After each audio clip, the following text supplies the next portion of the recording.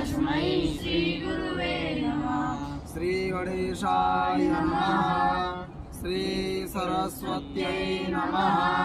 श्री वेदपुरुषाय नमः।